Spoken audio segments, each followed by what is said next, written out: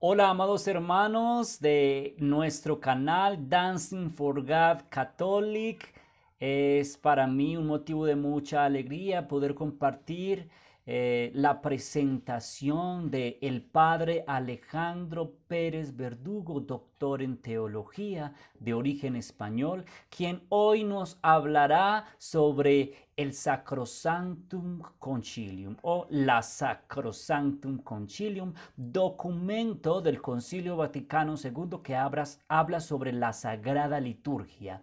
Él entonces nos hablará sobre lo que antecede a este documento y lo que pasó después del Concilio Vaticano II. Nos hablará y nos introducirá a este mundo maravilloso de la liturgia o de lo que ha dicho la Iglesia sobre la liturgia durante estos últimos años. Así que esta solo es la primera parte de este tema. Luego compartiremos unas preguntas. Lo ideal es que podamos leer el la Sacrosanctum Concilium, cada uno en su casa, responder las preguntas para posteriormente hacer un conversatorio sobre el tema. Así que los invito a que con mucho ánimo, con mucha alegría, escuchemos al Padre Alejandro. Es un hombre muy sabio. Así que eh, ánimo de nuevo después del tema durante esta semana. Métete a Google, busca Sacrosanctum Concilium. De todas formas, yo lo voy a compartir. Creo que de hecho, ya se los compartí en el WhatsApp y también en el grupo de Facebook. Y les dejé una tareita. Los que leyeron se dan cuenta que hace algún tiempo eh, en Brasil, espérenme, yo busco por aquí.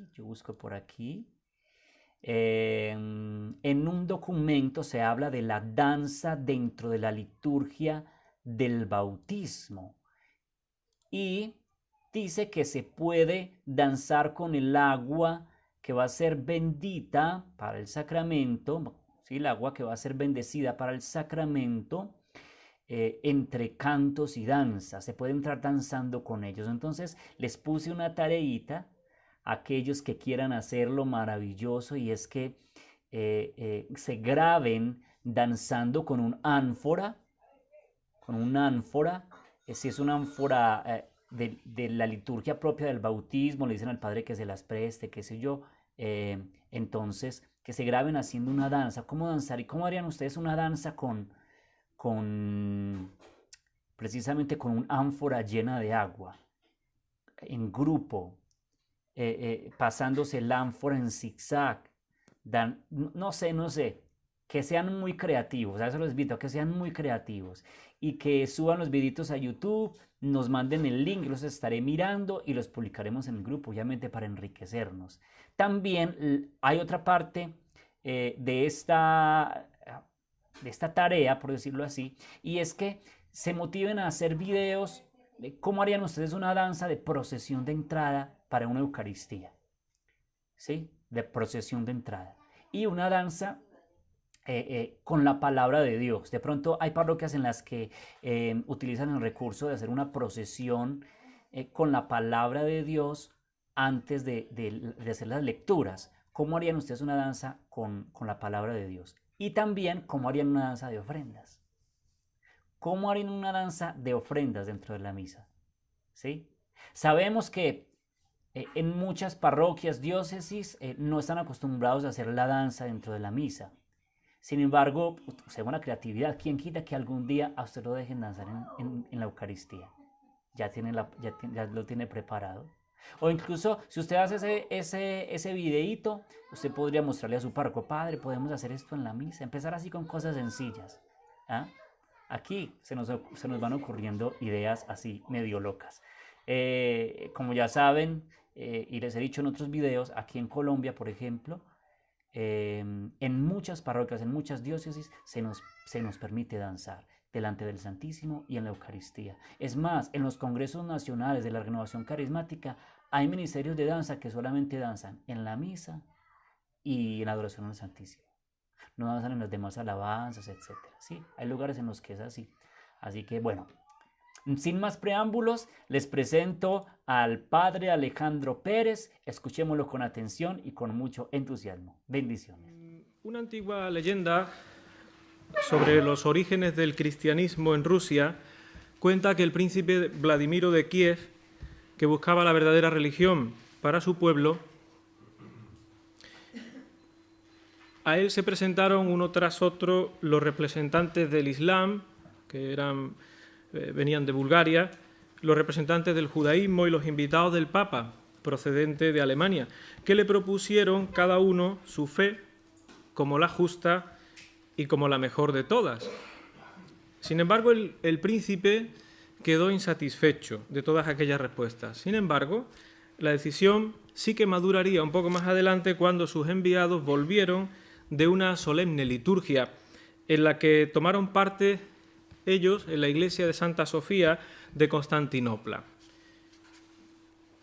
Y llegamos ante los griegos y hemos sido llevados allí donde ellos celebran la liturgia por su Dios.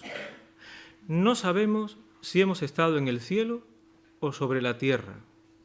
Hemos experimentado que allá Dios habita entre los hombres.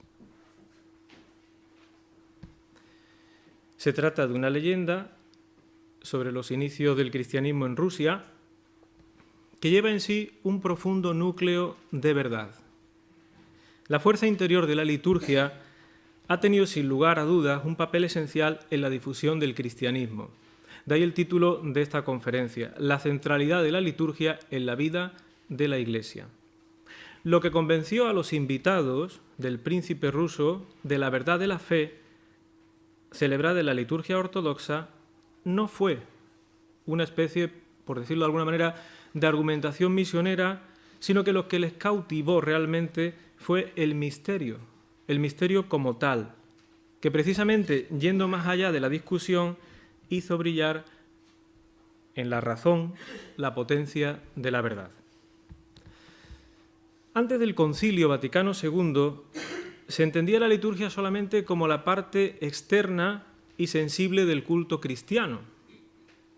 Esta era una visión reduccionista de la liturgia que todavía tienen algunos. También se concebía la liturgia como la suma de las normas con las que la autoridad de la Iglesia regulaba toda la celebración del culto y las ceremonias, palabra también clave en otros tiempos. Dos visiones que son claramente superadas tras el Concilio Vaticano II. No era en vano la afirmación de Lambert Baudouin cuando él dirá: los cristianos han pasado siglos olvidándose de la liturgia y necesitarán siglos para reaprender. Estas palabras están dichas mucho antes del Concilio Vaticano II.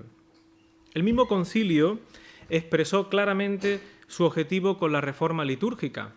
Leo textualmente: es indispensable que todos estén persuadidos de que el objetivo de la constitución del Concilio Vaticano II sobre la liturgia no es solamente cambiar unos ritos y textos litúrgicos, sino más bien promover una formación de los fieles y una acción pastoral que tenga la Sagrada Liturgia como su culmen y su fuente.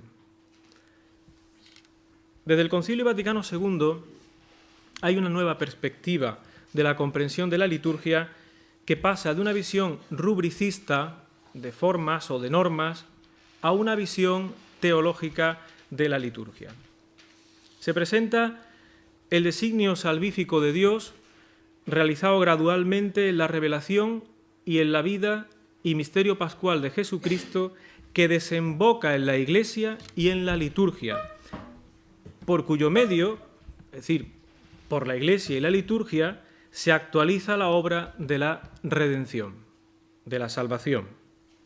Es decir, la Iglesia tiene que ir al mismo tiempo que anunciando la salvación, realizando la salvación a lo largo de los siglos por el ministerio de la palabra, y el ministerio del culto. Por eso Jesucristo envía a su Iglesia a cumplir la doble misión del anuncio de la salvación y la realización de aquella salvación que anuncia. Anuncio y realización. Para realizar una obra tan grande, leo textualmente el concilio en el número 7, la Constitución a la que nos referimos, para realizar una obra tan grande, Cristo está siempre presente en su Iglesia, sobre todo en la acción litúrgica. De esta noción hay que resaltar diversos aspectos. Vamos a subrayar 5. En primer lugar, el hecho de que la liturgia es concebida claramente sobre la base del concepto de sacramento. Por sacramento se entiende aquí una realidad visible que significa y comunica la realidad sagrada, es decir, la realidad invisible de la salvación. 2. El hecho de que la liturgia, en cuanto estructurada en un complejo de signos, se refiere no solamente al culto que da a Dios, que sería ese movimiento siempre ascendente de la liturgia, el culto que el hombre da a Dios, sino también la santificación que Dios por Cristo hace del hombre, que sería el movimiento descendente de toda acción litúrgica. Movimiento ascendente, movimiento descendente. Estos dos movimientos están siempre indisolublemente unidos en la liturgia. Tercero, la liturgia es una acción de Cristo y de la Iglesia. Es una acción sagrada por excelencia. Dice el concilio que ninguna otra acción de la Iglesia la iguala en eficacia, ni en el mismo título ni grado. Por bien preparada que esté o por muy pastoral que nos pueda parecer, no hay ninguna otra acción en la vida de la Iglesia que iguale la acción sagrada por excelencia que es la liturgia. Pero, también lo dice el concilio, la liturgia no se encierra sobre sí misma, ni la vida de la Iglesia se agota en la liturgia. Esto es importante tenerlo presente. Y por otro lado, la celebración litúrgica no se entiende si no es desde una permanente llamada al testimonio. Cuarto, la liturgia es cumbre a la que tiende toda la acción de la Iglesia, sobre esto volveremos después, y fuente de la que mana toda su energía. Y quinto, la liturgia puede ser también contemplada, esto es un elemento interesante también, menos quizás estudiado, desde el punto de vista del encuentro entre el creyente y Dios. La liturgia es el momento del encuentro entre el creyente y Dios, bien sea como cuerpo o como individuos, miembros individuales, pero en cualquier caso la entrada en la presencia de Dios en el ámbito litúrgico es siempre un encuentro. El Papa Beato Juan Pablo II, en su carta, una carta a los 40 años de la Sacrosanctum Concilium, a los 40 años, él ya definía la liturgia como la voz unísona del Espíritu Santo y la esposa, la Santa Iglesia, que llaman al Señor Jesús, ven. Es la voz de la Iglesia y del Espíritu que se unen en la celebración y llaman a su Señor, ven, ven Señor Jesús, decimos ahora en el Adviento. También aparece la liturgia en esta carta como la fuente pura y perenne de agua viva a la que todos los que tienen sed en este mundo pueden acudir para recibir gratis el don de Dios. Desde este planteamiento conciliar sería, por tanto, reducir y empobrecer la liturgia si continuásemos viéndola únicamente como una suma de normas a cumplir o como el aspecto únicamente externo del culto cristiano. La liturgia, como acabamos de ver, es, pues eso, muchísimo más. No vamos a centrarnos más en este punto porque sobre él seguiremos más adelante. Una definición muy personal de la liturgia propia es que la liturgia es ese aleluya permanente que la Iglesia esposa canta ininterrumpidamente a lo largo de los siglos, porque su esposo, el Señor, ha resucitado y vive por los siglos de los siglos. Y la esposa canta este aleluya mientras espera la venida gloriosa de su esposo, el Señor resucitado. ¿Cómo se llegó a la Constitución Sacrosanctum Concilium? Estaríamos por el punto segundo ya. Podríamos subrayar 3 grandes etapas litúrgicas en el siglo XX.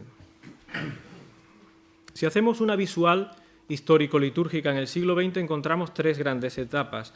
Por una parte, la que va del movimiento litúrgico, ahora veremos qué es eso, del movimiento litúrgico a la reforma litúrgica, que va de 1909 a 1959. Una segunda etapa sería de la reforma litúrgica a la renovación litúrgica, que va de 1963 a 1990, por poner una fecha más o menos, en la que prácticamente, no todos, pero están prácticamente finalizados todos los libros litúrgicos tras el concilio, años 90. Después se han publicado otros libros litúrgicos, pero por poner alguna fecha. Y finalmente, de la renovación litúrgica a la espiritualidad litúrgica, que eso sería desde los años 90 y en el futuro. No es una etapa cerrada. Entre la primera y la segunda etapa, es decir, entre 1959 y 1963, se encuentra precisamente el Concilio Vaticano II y la Constitución sobre liturgia. El movimiento litúrgico, que es por donde hemos empezado en estas 3 etapas. El movimiento litúrgico se extendió por toda la Iglesia, sobre todo a finales del siglo XIX e inicio del siglo XX, que fue su época de mayor esplendor, y entre 1909 y 1900, por eso poníamos 1909 como el inicio, y 1914, la abadía de Montcésar, en Lovaina, se convirtió en el centro neurálgico que impulsó el movimiento litúrgico, sobre todo gracias a la contribución de Lambert Baudouin y otros muchos grandes del ámbito litúrgico. Este movimiento fue formado por grandes teólogos, grandes ecumenistas, filósofos, teólogos, teóricos de la liturgia y de la catequesis. Os sonarán seguramente nombres como Odo Kassel, Baudouin, Geranger, el padre G, Guardini, Martimor y un largo etcétera, que promovieron la reforma litúrgica. La preocupación permanente de este movimiento fue la participación de los fieles en la liturgia. Esta fue la gran preocupación del movimiento litúrgico. Esta fue la clave, es decir, la participación en la celebración del misterio de Cristo, según una nueva conciencia que viera en la celebración no tanto un teatro donde se representa un drama y donde el sacerdote, el diácono, el subdiácono en aquel entonces, son los actores mientras el resto del pueblo únicamente asiste. A partir de este movimiento y la Sacrosanctum Concilium, el pueblo de Dios será llamado a participar. A participar según 2 pilares. 1. Según la conciencia de ser pueblo sacerdotal, por el bautismo. Bueno, se redescubre la dimensión sacerdotal del pueblo de Dios. Y 2, un segundo pilar, los instrumentos, como elemento clave también para la participación. Entre esos instrumentos podríamos subrayar el paso del latín a las lenguas vernáculas, entre uno de esos instrumentos. El magisterio de la Iglesia y la reforma litúrgica también tuvo un papel importantísimo antes de la Sacrosanctum Concilium, fundamental. 3 papas fueron los que alentaron este movimiento litúrgico. Pío X, Pío XI y Pío XII. Pío. Podríamos decir Pío. Pues sí, Pío X, XI y XII. Bueno. El 22 de noviembre de 1903 fue el día en que se promulgó un motu proprio muy importante, Tra le Sollecitudini, de Pío X, que fue, podríamos decirlo así, el inicio de la reforma litúrgica. El inicio de la reforma litúrgica no es con el concilio cuando empieza, sino con este documento. Por poner uno, podríamos explicar el porqué, pero no nos podemos detener en esto. Fue el inicio realmente de la reforma litúrgica y después Pío XI iniciará la reforma del Triduo Pascual y del Santoral, y así sucesivamente fueron iniciándose diversas reformas. Pío XII, por ejemplo, fue el que maduró más el deseo de llevar a cabo una reforma general de la liturgia. De hecho, él será quien crea la Pontificia Comisión de la Reforma Litúrgica y la Comisión Piana, que será una comisión que se encargará de examinar documentos de esta otra comisión.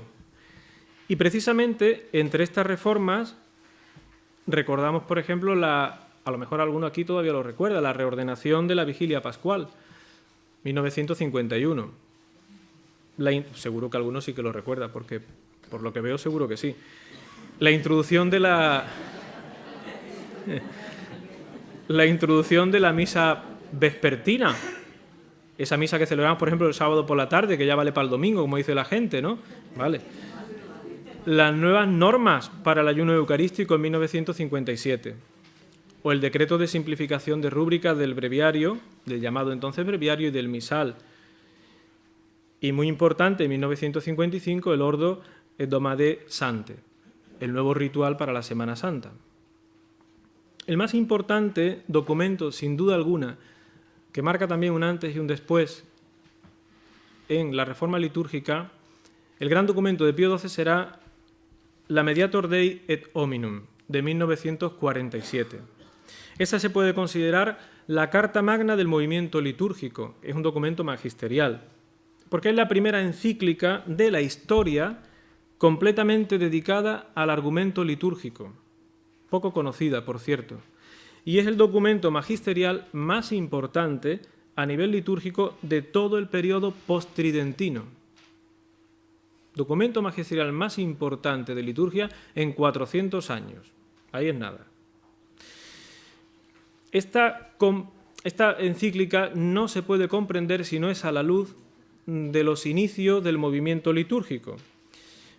Solamente decir de esta encíclica que el pensamiento central es la comprensión de la Sagrada Liturgia celebrada por la Iglesia como continuación del sacerdocio de Cristo. Las reformas de Pío XII fueron avanzando y poco a poco fueron trazando lo que después sería una nueva teología litúrgica, que hasta ese momento pues estaba desarrollando. Pero no se puede decir que esa teología litúrgica de la que ahora podemos hablar en el siglo XXI fuese una realidad constatable en la vida de la Iglesia. Se iba abriendo lentamente, muy lentamente camino y con muchas dificultades. La reforma litúrgica y toda la Iglesia se estaba abriendo en aquellos años a las riquezas del misterio pascual, un concepto clave en la reforma litúrgica, porque el misterio pascual es el centro de la vida de la Iglesia y del cristiano. ¿Cómo se gestó finalmente la Constitución? Cuando el Papa Juan XXIII anuncia el Concilio Ecuménico, el día de la conversión de San Pablo, de lo que ya han hablado los anteriores ponentes, en 1959, de las 11 comisiones y 3 secretariados para diversos temas, nombró en 1960 una comisión conciliar preparatoria con la misión de preparar un esquema sobre liturgia. Aunque podemos decir que a esas alturas, en 1960, la cuestión litúrgica y la reforma litúrgica era la más madura de todas, gracias a esa Pontificia Comisión para la Reforma Litúrgica y la Comisión Piana creada por Pío XII.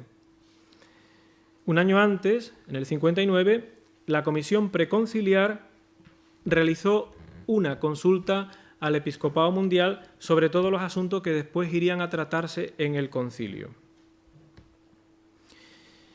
Y ciertamente, aunque la respuesta la mayoría fueron respecto a los seminarios, sin embargo fue la Congregación de Ritos la que pasarían después, en marzo de ese año, a la Secretaría General y la que empezaría con más urgencia ya a trabajarse. La Comisión Preparatoria de Liturgia, cuyo presidente era el entonces cardenal Cicognani, y su secretario Bugnini. Subrayo estos dos personajes porque son muy importantes en la reforma litúrgica, especialmente el segundo, el secretario Bugnini. Los hasta 65 miembros que formaban aquella comisión preparatoria de liturgia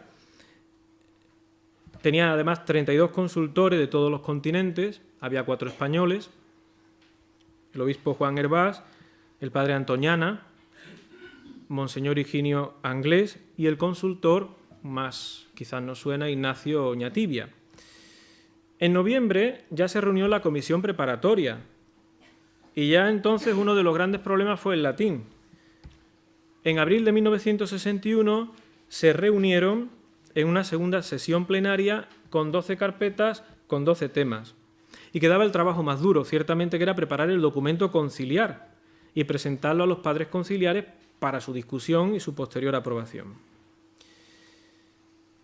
En agosto, Bugnini, en la Secretaría, termina el texto de redacción con 252 páginas que envió a los miembros y a los consultores, y así finalmente llegaron al tercer esquema preconciliar. En enero del 62, en esta sesión abandonó el español Monseñor Anglés, elevó una calurosa protesta porque no estaba muy de acuerdo con que los textos pasasen a lengua vernácula, y el esquema en cuestión se aprobó. Y no fue el fruto de una improvisación, como estamos viendo, sino el resultado maduro de 100 años de trabajo. En febrero el Papa promulga la Constitución, el Papa Juan XXIII promulga la Constitución Veterum Sapientia, en la que prohibía todo ataque contra el uso del latín en la liturgia. Y ahí comenzó, como dirá Bugnini, la vía purgativa para la constitución de liturgia. El mismo Bugnini, citando a palabras del Papa Pablo VI, dirá: es preferible, repetía con San Agustín Pablo VI, que nos critiquen los doctos a que la liturgia continúe siendo inteligible para el pueblo. El esquema de la Constitución de liturgia fue el primero en ser discutido en el concilio. Justo 11 días después de la inauguración del concilio ya se estaba discutiendo el esquema de liturgia desde el 22 de octubre al 13 de noviembre del 62. Los 5 criterios de interpretación de aquel esquema conciliar de liturgia sería una máxima fidelidad a la tradición de la Iglesia, como criterio de interpretación de aquel texto, que siguieron los padres conciliares, limitación del texto a los principios generales de la Reforma, que ya habían sido expuestos anteriormente, las normas prácticas y rúbricas surgidas de los principios doctrinales y la necesidad de la formación litúrgica del clero. Por último, la promoción, criterio hermenéutico fundamental, la promoción de la participación de los fieles. El 14 de noviembre se aceptó el esquema de liturgia por mayoría absoluta. De 2.215 padres votaron afirmativos, 2.162, negativo 46 y 7 nulos. Siempre hay algún despistadillo por ahí.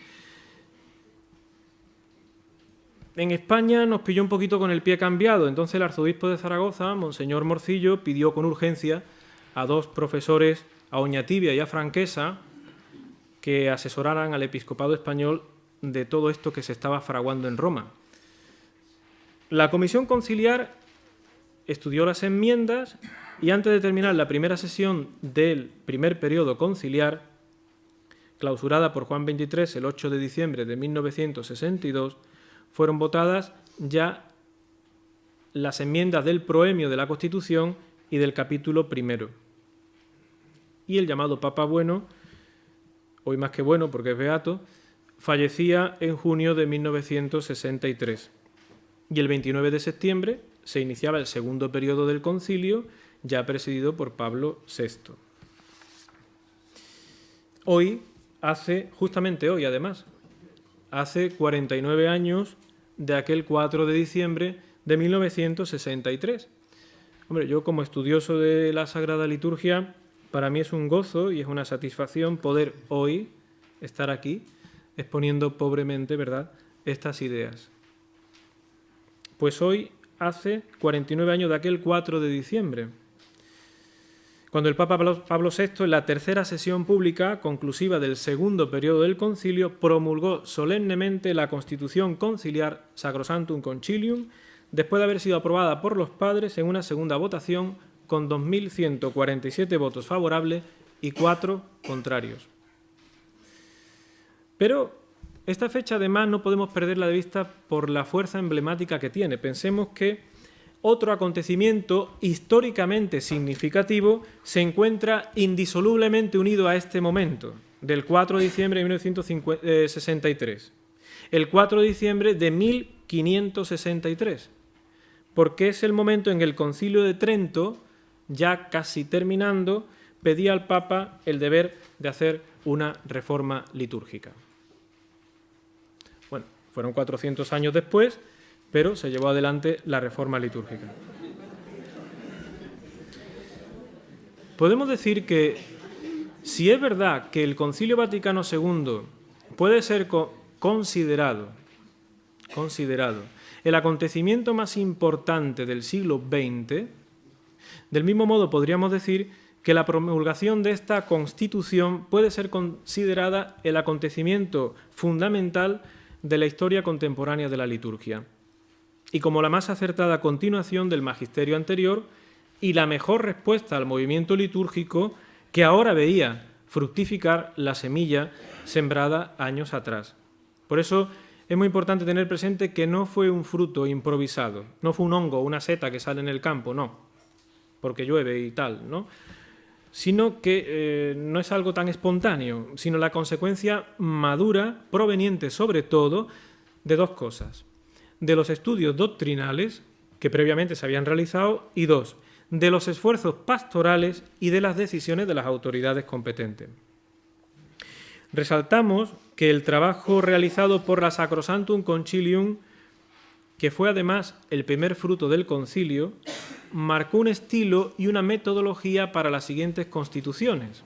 Yo espero que esto siempre se tenga presente y se reconozca por los demás ponentes.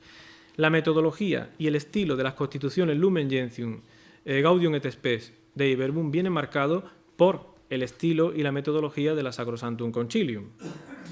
Bien, pues podemos decir que la aplicación de esta Constitución, lógicamente fue posterior, recupera la presencia de Monseñor Buggini, que recuperaba su lugar en la Secretaría General de la que había sido sacado anteriormente.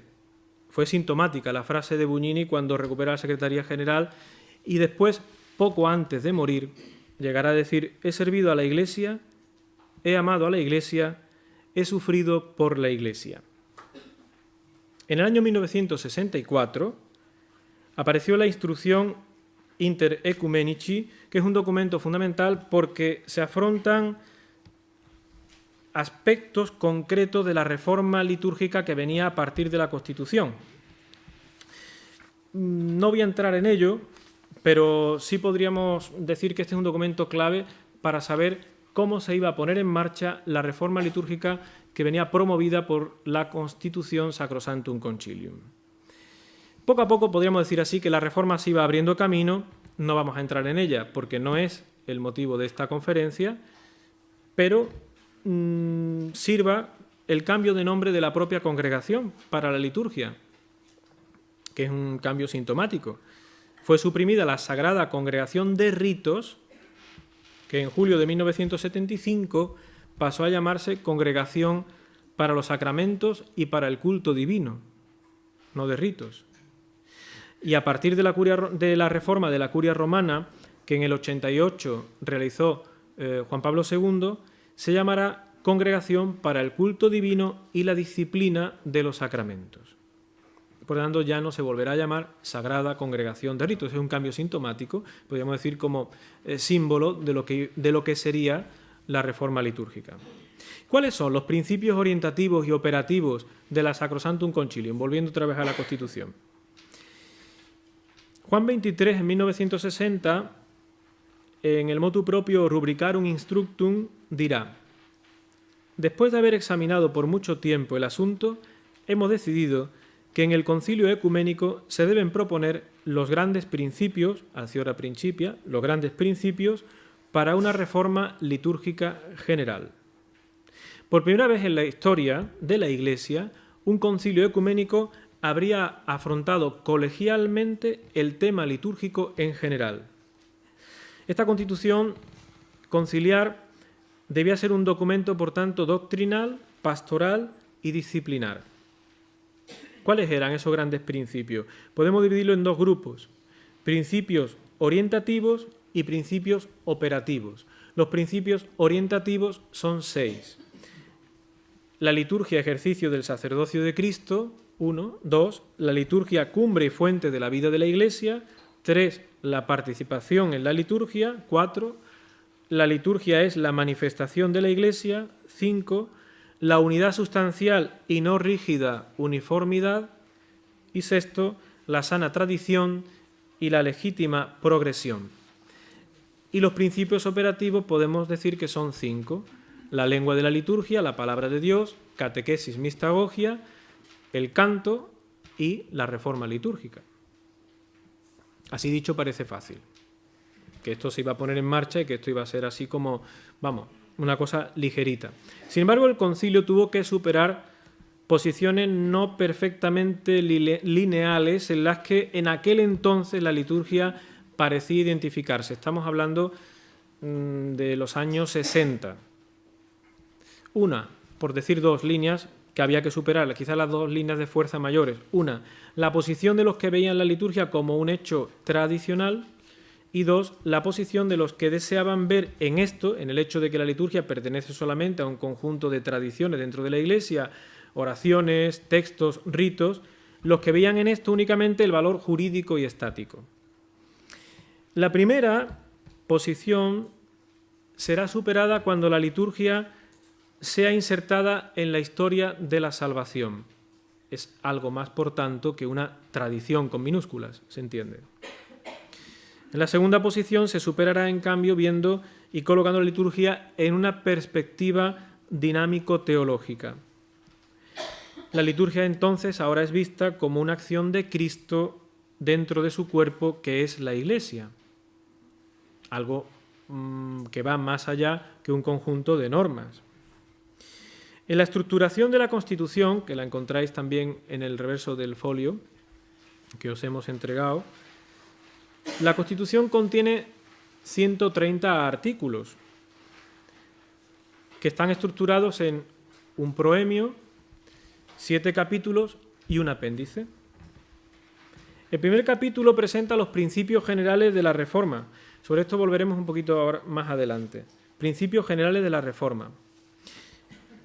Es el capítulo más extenso, que está subdividido a su vez en 5 secciones que podemos sintetizar en 3 temas: la renovación teológica, la renovación antropológica y la renovación disciplinar o institucional.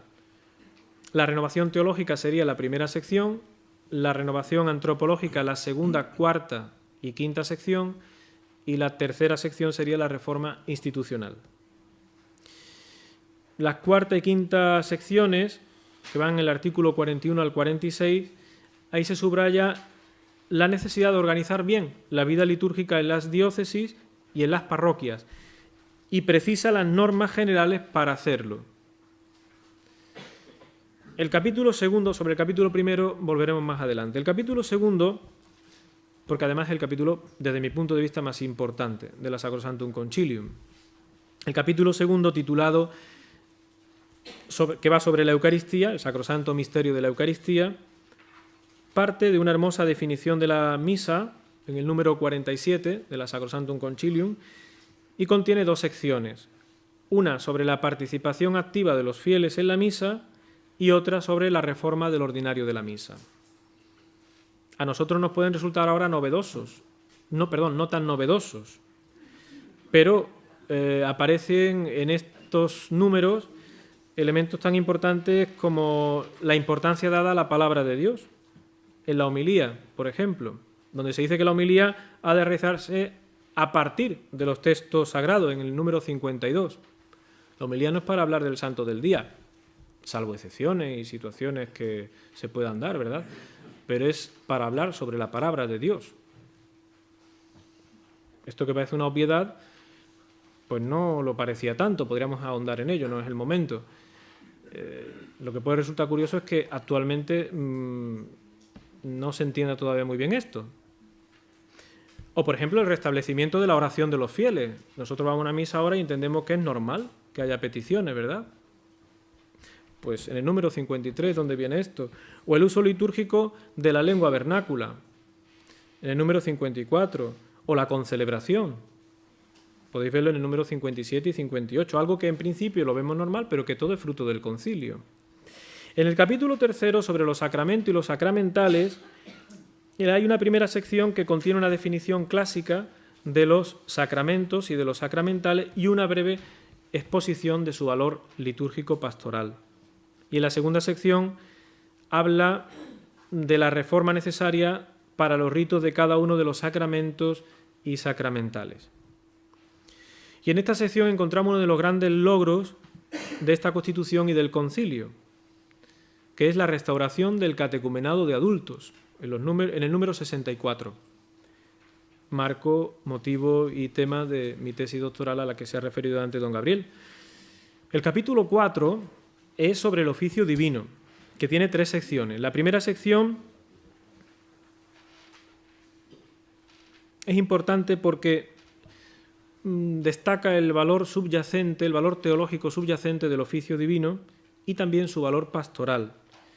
Y luego la segunda sección toca sobre la reforma del oficio, toca algunos de los elementos necesarios a reformar. Por ejemplo, la recuperación del curso tradicional de las horas. Es decir, las horas se rezan a sus horas.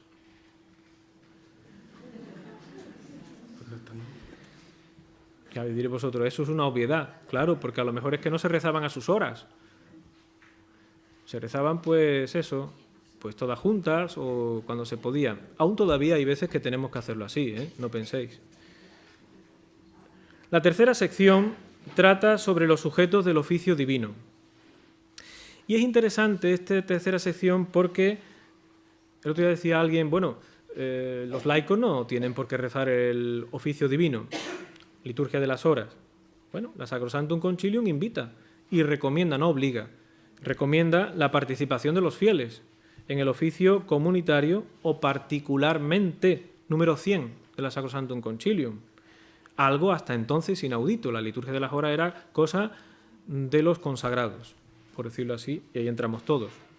El capítulo 5 trata sobre el año litúrgico, con 2 secciones. La primera sección comienza con una bellísima exposición, es una lección preciosa sobre el sentido teológico y litúrgico del año litúrgico y la revalorización del domingo. Número 102 al 106, recomiendo su lectura. La segunda sección trata sobre la revisión del año litúrgico, la Cuaresma y las fiestas de los santos, cuyo criterio será más de restricción que de multiplicación, para que no prevalezcan, dice el texto, sobre los misterios de la salvación. Es decir, esto actualmente empieza a olvidarse con frecuencia cuando se atropella la lección divina, la lección continua, es decir, la lectura continuada de la palabra de Dios. Bueno, pues es un elemento conciliar clave. Toda celebración siempre se refiere a un acontecimiento. La celebración sí se desarrolla en fiesta, es la fiesta de San Agapito. Bien, es la fiesta de San Agapito, pero está fundada sobre el acontecimiento pascual. No hay otro acontecimiento que pueda motivar la celebración de la Iglesia, ningún otro acontecimiento que no sea la muerte y la resurrección de Jesucristo. Sería interesante recuperar esta idea en la pastoral litúrgica actual. Sería interesante también recordar que la Sacrosanctum Concilium, cuando trata sobre la penitencia cuaresmal, dice, esto es un tema que se ha trabajado quizás poco, no estoy muy seguro, pero sería a lo mejor un tema a pensar y a trabajar un poquito más. Dice que no debe ser solamente esta penitencia cuaresmal interna e individual, sino también externa y social. Número 110. El capítulo 6 trata sobre la música sagrada, como un elemento también clave de la participación litúrgica. La comunidad debe participar activamente en el canto. Lo contrario tiene poco sentido y no favorece la participación, sino a veces el lucimiento de algunos o ciertos espiritualismos insanos, por decirlo de alguna manera. En este sentido, es interesante el subrayado de la Sacrosanctum Concilium sobre el canto religioso popular, para que todo el mundo pueda cantar. Y en esto también hemos perdido enormemente al incorporar, sobre todo en estos últimos años, cantos incontables, cantos incantables. Valga la redundancia, por el pueblo. No hay quien cante algunos cantos y además de una baja calidad teológica. Todo hay que decirlo. El capítulo 7 trata sobre el arte y los objetos sagrados. ¿Cuáles son los contenidos? Estamos en el punto 4 del esquema. ¿Cuáles son los contenidos y las claves fundamentales de la Sacrosanctum Concilium? En el proemio y en el primer capítulo, especialmente los números que van del 5 al 13, yo diría que los números que van del 1 al 13 son los números más geniales de esta Constitución, es todo un compendio de verdadera teología litúrgica. La nueva visión de la liturgia viene presentada en el proemio, seguramente con sorpresa, para no pocos, y viene presentada la liturgia como presencia sacramental, y ahí es donde viene la sorpresa, como manifestación del misterio de Cristo y como expresión de la auténtica naturaleza de la Iglesia. Nos vamos a detener sobre todo en la primera sección del capítulo primero. Primera sección del capítulo primero. Pasamos al siguiente punto. El misterio pascual y la liturgia. La Sacrosanctum Concilium ha presentado la liturgia en clave de historia de la salvación.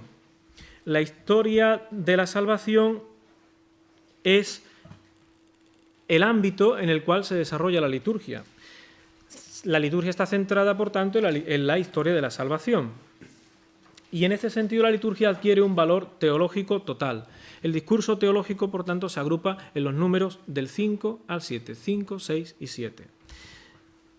Parte de la revelación, en cuanto a historia de la salvación, se llega gradualmente a la liturgia como acción salvífica de Cristo en la Iglesia. Es decir, la liturgia viene a formar parte de la propia historia sagrada, no es algo externo.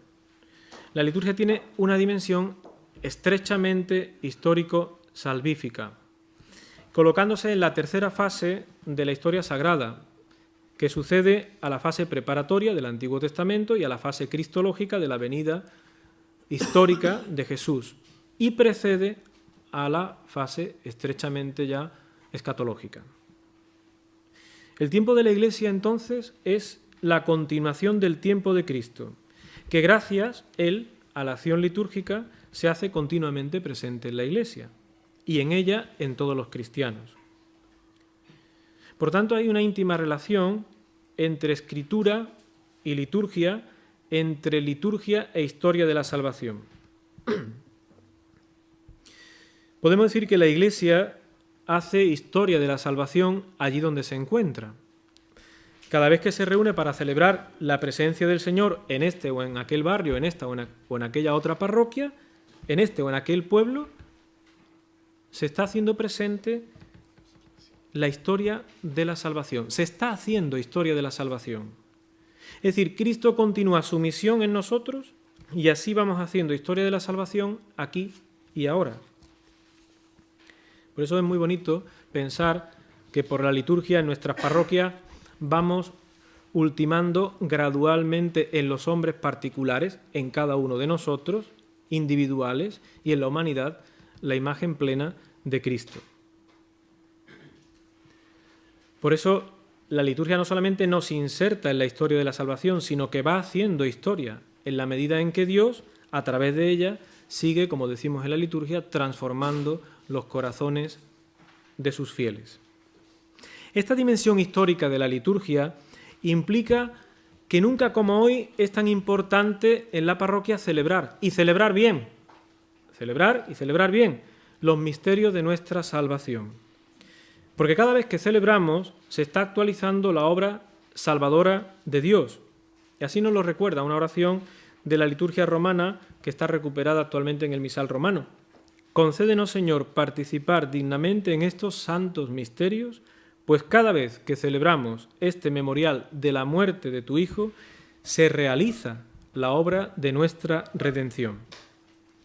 Salvación, misterio pascual, liturgia son inseparables, porque la liturgia actualiza el misterio pascual que nos trae la salvación. Salvación, liturgia y misterio pascual, por tanto, son inseparables. Introduciendo la idea de misterio pascual, el concilio, aquí tenemos un número clave que es el número 5, el concilio pone la Pascua de Cristo en el centro de la historia de la salvación y en el centro de la liturgia. Y en esto la Constitución recoge un pensamiento patrístico ya presente en Juan 19, versículos 30 al 34, cuando afirma que del costado abierto de Cristo, sobre la cruz, mana el admirable sacramento de la Iglesia. Por tanto, lo que celebramos es la actualización del misterio pascual, de tal manera que los hombres puedan ver actualizado en sus vidas dicho misterio. De este modo, si Jesucristo es el Verbo de Dios invisible, hecho carne y visible, lo vamos a celebrar dentro de unos días en la Navidad, por tanto es el sacramento principal, Cristo, porque de la invisibilidad de Dios hemos pasado a la visibilidad de Dios en Jesucristo. Del mismo modo la Iglesia es sacramento de Cristo y la liturgia es sacramento de la Iglesia que visibiliza en la historia a Cristo. La liturgia realiza aquello que significa, porque si no nos engañaría la liturgia. Es coherente, lo que dice lo hace, garantizando así la presencia de Cristo. Por eso el sacramento no es un simple recuerdo, sino que es una actualización de lo que ya ha acontecido, la muerte y la resurrección del Señor. Por eso la liturgia es ahora el tiempo de la Iglesia, cuya misión consiste, como hemos dicho al principio, no solo en anunciar que el Hijo de Dios, con su muerte y con su resurrección, nos libró de la muerte y nos libró del poder de Satanás y nos ha traído la salvación, sino que también realiza la obra de la salvación que proclama. ¿Y cómo llegan los hombres entonces a alcanzar esta salvación? ¿O cómo, mejor, llega a estos hombres de hoy la salvación obrada en la Iglesia? Por la acción litúrgico-celebrativa. Y concretamente, esta acción litúrgico-celebrativa por la cual la salvación llega a los hombres concretos de hoy tiene su inicio en el bautismo. Sic per baptismum homines Pascali Christi Mysterio inseruntur. Se entiende. Hemos sido insertados en Cristo por el bautismo. Otra clave del concilio es ver la liturgia, una cita recurrente, el Sacrosanctum Concilium número 10, la liturgia como fuente y cumbre de la vida de la Iglesia. Culmen y fuente hasta el punto de que los ministerios proféticos y pastoral están subordinados al litúrgico. ¿Por qué? Porque en él encuentran su máxima expresión y de él extraen su fuerza y eficacia. ¿Por qué? Pues porque así ocurrió en la vida de Cristo. Así ocurre en la vida de Cristo. El punto culminante del ministerio litúrgico de Cristo, el Señor es el sacerdote por excelencia, es su muerte en la cruz, el altar de la cruz.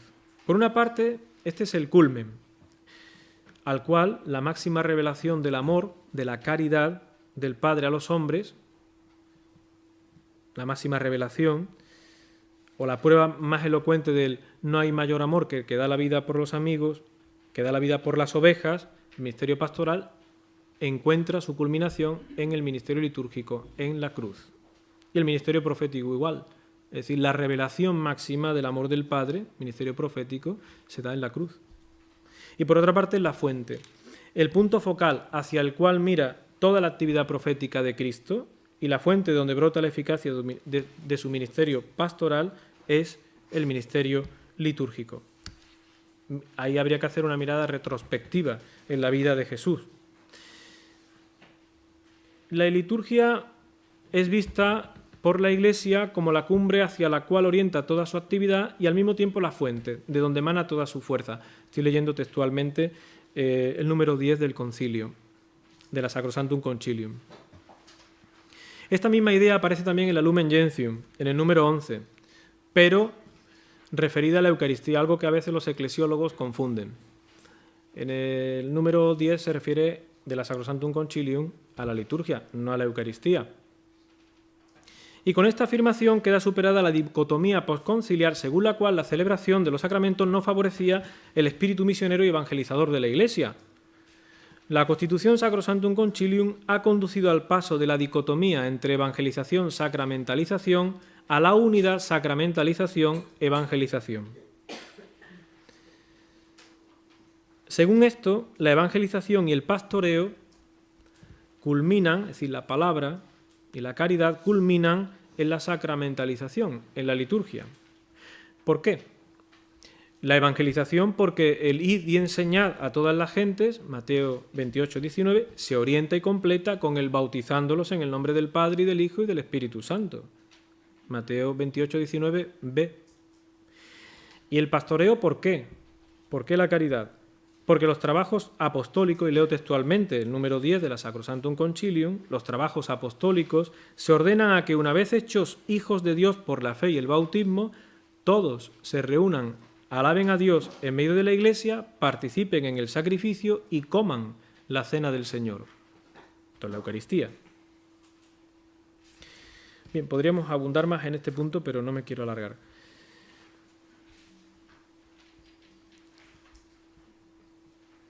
Podríamos decir, por tanto, según esto último que hemos subrayado sobre la Eucaristía y la liturgia como culmen y fuente de la vida de la Iglesia, que toda comunidad se construye desde la celebración y ninguna se puede construir al margen de la liturgia.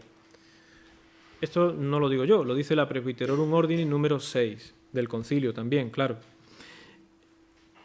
Sobre todo, no se puede construir la comunidad al margen de la Eucaristía. Pero también decíamos antes que la liturgia no agota toda la actividad ni toda la vida de la parroquia, ni tampoco toda la vida espiritual, porque el cristiano, y leo textualmente el concilio, llamado a orar en común, debe no obstante entrar en su cuarto para orar al Padre en secreto. Número 12 y 13 de la Sacrosanctum Concilium. La Iglesia puede celebrar el misterio pascual con un hoy perenne porque es un acontecimiento que no pasa. Jesucristo está siempre presente en su palabra y en los sacramentos, semper adest. Siempre está presente entre los hombres que forman su Iglesia, en una presencia continua. El concilio habla sobre las diversas presencias, en el número 7, de Cristo en la liturgia. La misa, especies sacramentales, sacramentos, palabra, oración, ministros, en la asamblea de los fieles y en el año litúrgico, que es el número 102.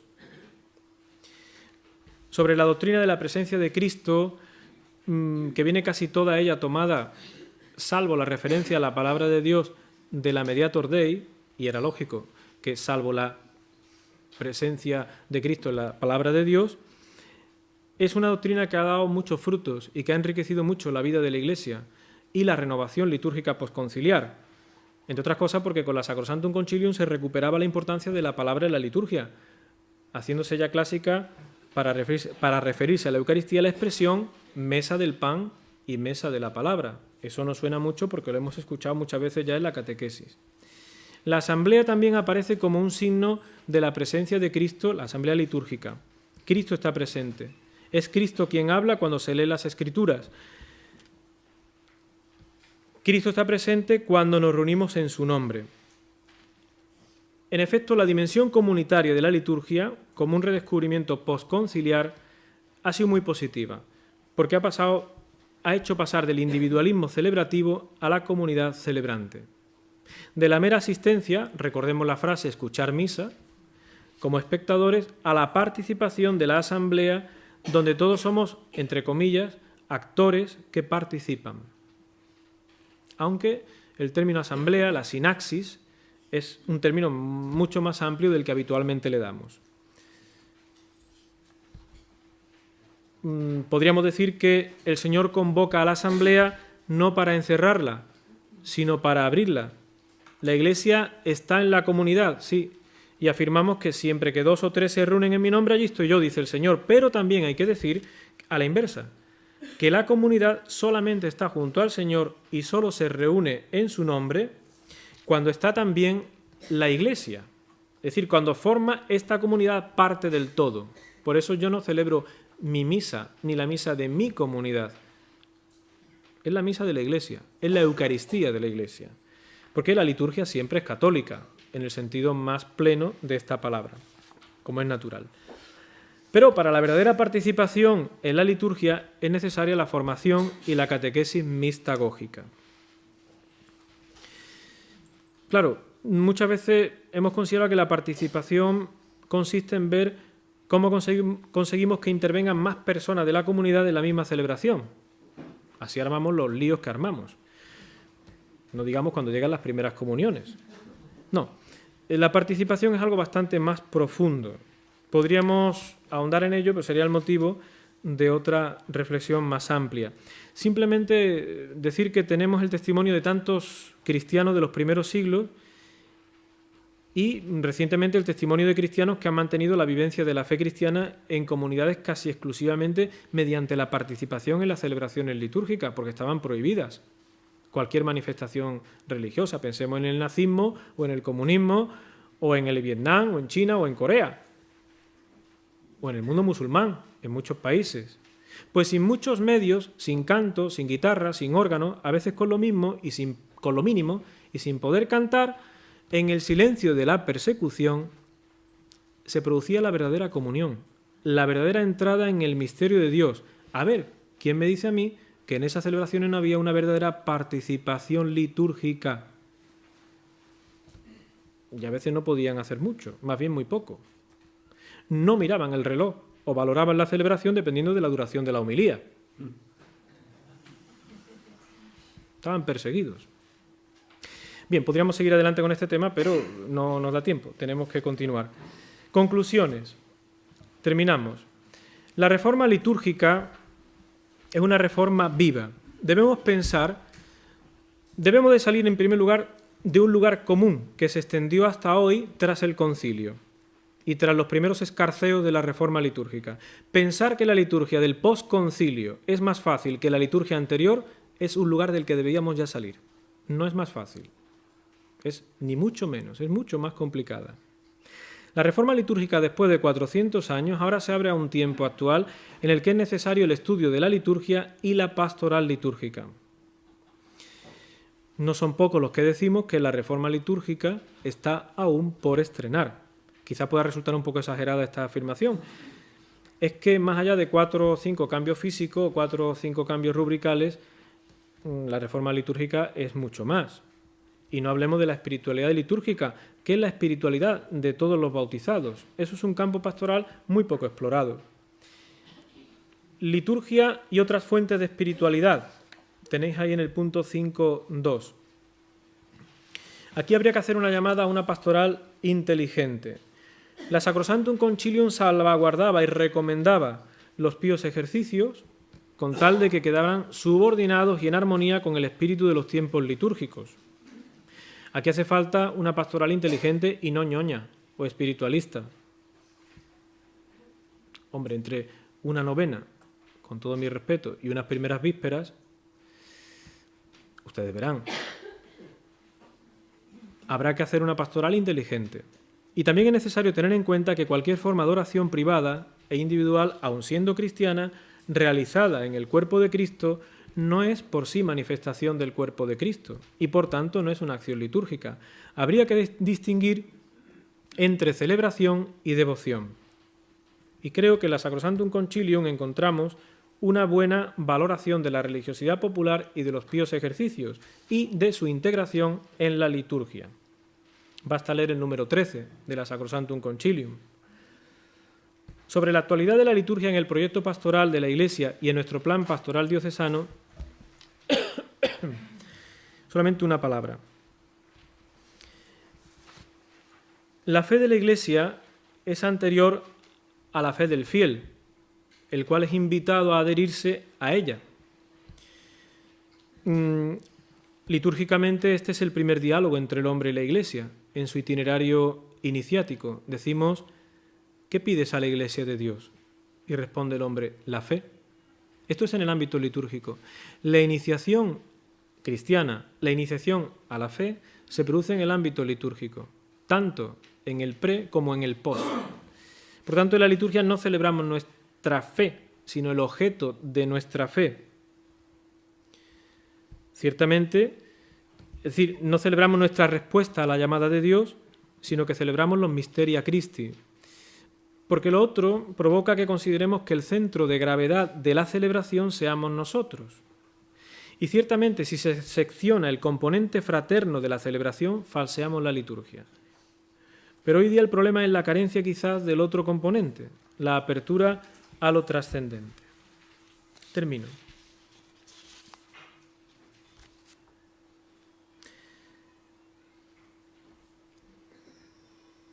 sobre liturgia y nueva evangelización, que es el último punto al que me quería referir. La liturgia hoy día debe ser ella misma, para asumir y alimentar la piedad del pueblo y ser un verdadero lazo de unión entre la fe y la vida.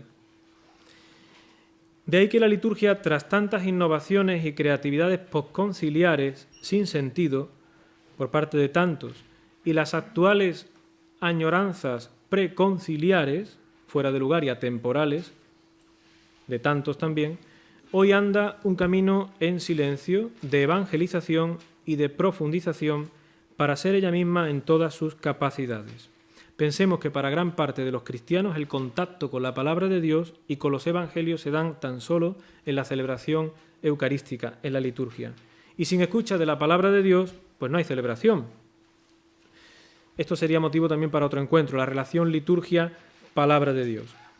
Sin embargo, no podemos perder nunca de vista que la finalidad de la liturgia no es ni directamente enseñar ni inmediatamente. Por eso ni las celebraciones son una lección, ni una sesión de catequesis y tampoco una lección de liturgia. La finalidad de la liturgia es cultural y mistagógica. Y nada en la liturgia se escapa al carácter expresivo de la fe. En este año creo que tiene una gran importancia este tema de la liturgia, el tema de la Sacrosanctum Concilium, precisamente por eso, porque la liturgia es expresión de la fe. El beato Juan Pablo II clausuraba en febrero del año 2000 el Congreso sobre la actuación del Concilio Vaticano II, con las siguientes palabras: una nueva época se abre ante nuestros ojos. Es el tiempo de la profundización de las enseñanzas conciliares. El Concilio Ecuménico Vaticano II fue una verdadera profecía para la vida de la Iglesia y seguirá siéndolo. ¿Cómo el hombre de hoy, el hombre cristiano, el hombre litúrgico, puede influir en el hombre actual, en el hombre técnico? El problema de hoy no es que el hombre crea. Estamos en el año de la fe. El problema de hoy realmente es que el hombre despierte a la fe. Es decir, provocar el gusto, provocar el deseo, hacer despertar en el hombre el deseo por creer. ¿Y cómo podrá el hombre entonces litúrgico influir en el hombre técnico? Pues siendo de verdad hombre litúrgico. Y si lo es en profundidad, será capaz de mostrar al hombre del estrés y de la ansiedad, preocupado solo por la eficacia tangible, que hay valores más allá de lo visible y de lo eficaz, que son los valores de la gratuidad y de la trascendencia.